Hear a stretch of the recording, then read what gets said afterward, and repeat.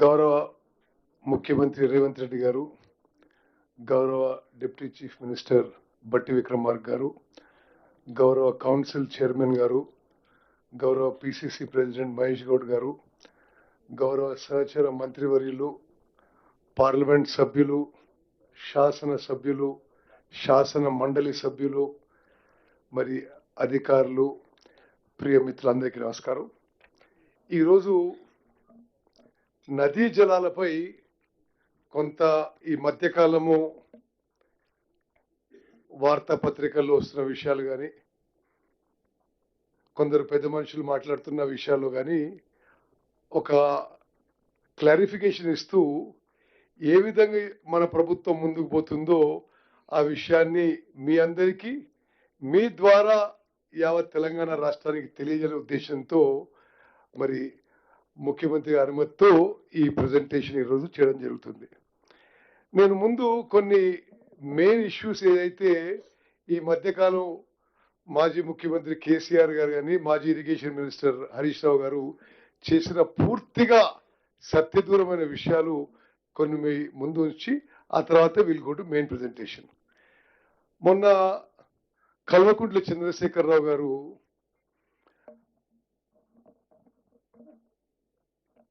చాలా కాలం తర్వాత ప్రెస్తో మాట్లాడుతూ మరి వాళ్ళు పాలమూరు రంగారెడ్డి విషయంలో 90% పనులు చేసినామని చెప్పి ఒక స్టేట్మెంట్ ఇచ్చిండు.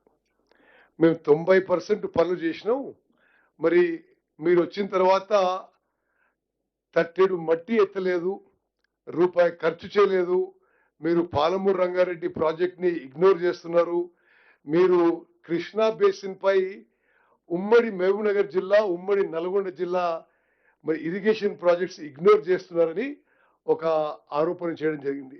ఇది పూర్తిగా అబద్ధం.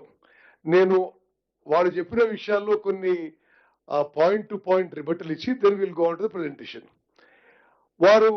వాళ్ళు జియో ఇచ్చింది 10th June 2015 జియో ఇచ్చింది. ఈ పాలమూరు రంగారెడ్డి ప్రాజెక్ట్ కాస్ట్ 35,000 కోట్లని. వాళ్ళ హయాంలో ఖర్చు పెట్టింది 27,000 కోట్లు. ఈరోజు పాలమూరు రంగారెడ్డి ప్రాజెక్టు పూర్తి చేయడానికి పూర్తి స్థాయిలో డిస్ట్రిబ్యూటరీ ఛానల్స్, ఆయకట్టు కాలువలు, ఆయకట్టు పనులు అంతా పూర్తి చేయడానికి మేము లెక్కలతో సాగు పెడతాం 80,000 కోట్లు దాటుతుంది. మరి 80,000 కోట్ల పనులకి 27,000 కోట్ల పనులు చేసి మేము 90% పనులు చేయడం అనేది ఎంత సత్యదూరమైన విషయమో యావత్ తెలంగాణ ప్రజానీకం గమనించాలి. వాళ్ళు ఉదాహరణకి పాలమూరు రంగారెడ్డి ప్రాజెక్ట్ విషయం చెప్తాను. 2-3 విషయాలు.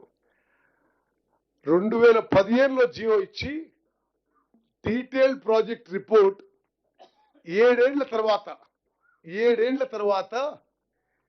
13 సెప్టెంబర్ 2022 సంవత్సరంలో సెప్టెంబర్లో 13వ తారీఖున పాలమూరు రంగారెడ్డి ప్రాజెక్టు మొదటిసారి సిడబ్ల్యూసికి డిపిఆర్ సబ్మిట్ చేసింది. దాని ఖర్చు చూపెట్టిండ్రు 55,000 కోట్లు. ఆ 55,000 కోట్లు కూడా ఆయకట్టు కాలువలకు అయ్యే ల్యాండ్ ఎక్విజిషన్ కాస్ట్ లేదు, ఆయకట్టు కాలువలకు అయ్యే పూర్తి వర్క్ కాస్ట్ లేదు. మరి వాళ్ళు ఈరోజు అంటున్నారు, మరి వాళ్ళు ఆ రోజు దిగిపోయినప్పుడే 27,000 కోట్లు ఖర్చు పెట్టి పాలమూరు రంగారెడ్డి ద్వారా ఒక్కెకరానికి కూడా ఆయకట్టుకి నీళ్ళు ఇవ్వలేదు.